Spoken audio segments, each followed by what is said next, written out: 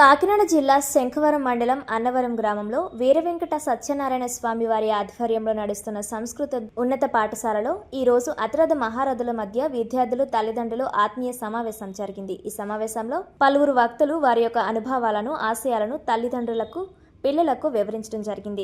ఈ కార్యక్రమానికి హాజరైన శంఖవరం మండలం వైస్ ఎంపీపీ తారా వెంకటరమణ మాట్లాడుతూ పిల్లలకు ప్రభుత్వాల నుంచి గాని సత్యనారాయణ స్వామి వారి పాఠశాల నుంచి గాని బట్టలు పుస్తకాలు అన్ని అందుబాటులో ఉన్నాయన్నారు. ఈ కార్యక్రమంలో మాజీ అన్నవరం గ్రామ ప్రెసిడెంట్ ప్రజల చిట్టిబాబు, మాజీ ప్రెసిడెంట్ మరకల నరసయ్య, ఎంపీటీసీ దడాల సతీష్, మాజీ వైస్ ఎంపీ బొమ్మిడి సత్యనారాయణ, పల్లివేలు సతీష్ తదితరులు పాల్గొన్నారు.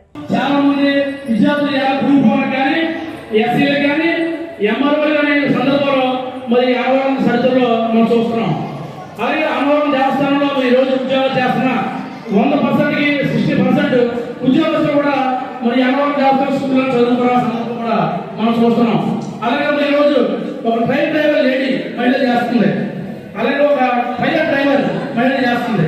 అలాగే పిల్లలు కూడా చాలా చక్కగా చదువుకొని ఉన్నత స్థాయికి వెళ్ళాలని చెప్పని మరి మేము కోరుకుంటున్నాం.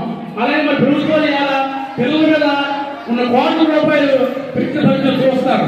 మరి పిల్లలు పూర్వం అయితే పిల్లలకి ఎటువంటి సౌకర్యం కాదు, మరి ఆ బట్టలు కానీ బుక్స్ కానీ పిల్లలకి అన్ని రకాలు కూడా మరి ప్రభుత్వాలు చూస్తాయి. కాబట్టి తల్లిదండ్రులు కూడా పిల్లల్ని బాధ్యత వహించి చక్కగా చదువుకోమని చెప్పాలి.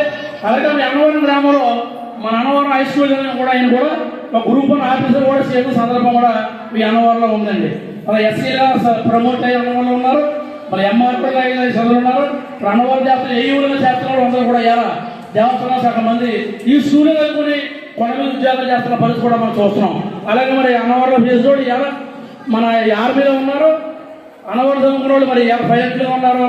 అలాగే అనేక శాఖల్లో ఈ స్కూల్లో చదువుకునే పిల్లలు కూడా ఉన్నారు. కాబట్టి ఇందాక ఆయన గారు చెప్పినట్టు మరి ఎలా ఈ పిల్లలు ఐఎస్ అవుతారా ఐపీఎస్ అవుతారా అన్నది మన చేతుల్లో ఉండదు, కానీ పిల్లలు చదువుకోవడం మన చేతుల్లో ఉంటుంది.